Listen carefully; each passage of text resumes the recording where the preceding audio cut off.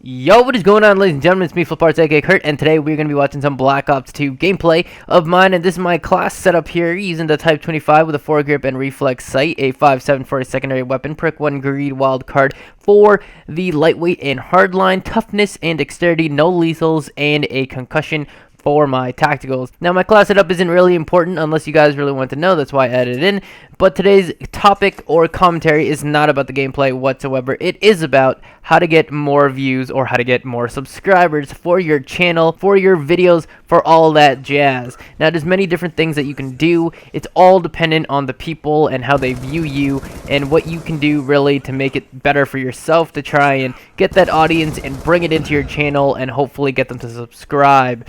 Hopefully the views are good, but subscribers are even better. Now, there's many different things you can do, like I said, and there's things that I don't even do, and I made a list for myself, and I should really, take into account of what I'm about to tell you.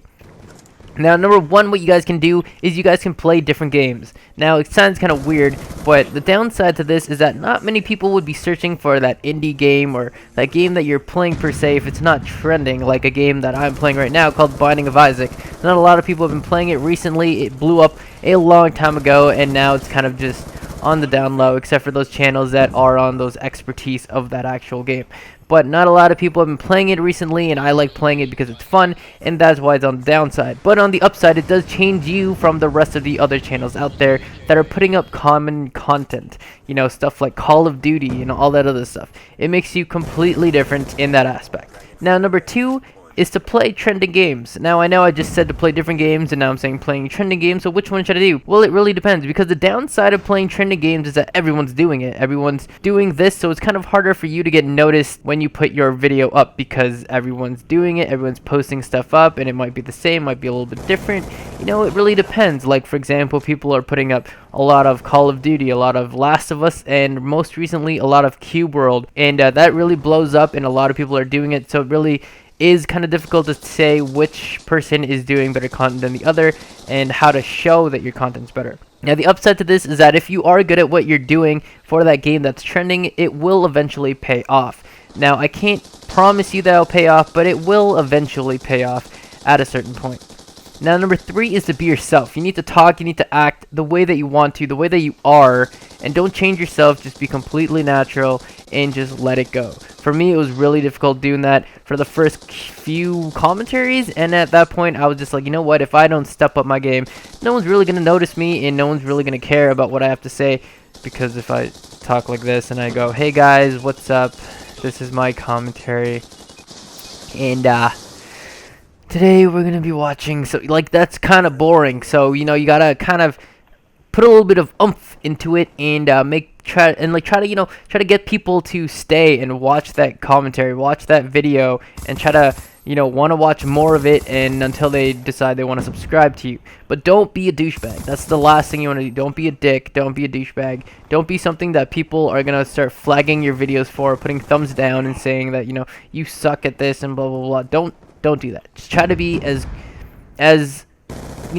much as you can of yourself, but if you happen to be a little bit of a dick or douchebag, and that's who you are, then you're going to have to try and fix that up, because not everyone in the community wants to see someone who's like that.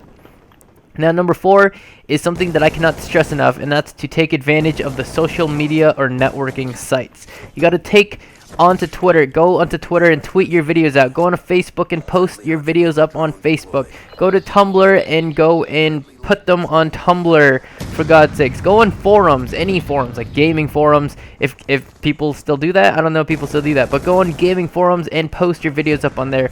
Get your friends that are good, like good friends, willing friends that are willing to go and take your video and retweet them or put them up on other forums, or spread them around as much as they can, if it's through Facebook, through like other people's YouTube channels, just saying, hey, my friend's really cool, whatever, or it's putting them on Tumblr to game forums, or you could even live stream. Live streaming is a really big thing of gaming these days, and when you live stream, you can go on a Twitch and do that, and a lot of people might just end up coming by. Maybe you might start off at like 5 or 6 people, but eventually your subscriber base or your viewer fan base will grow because of the kind of person you are.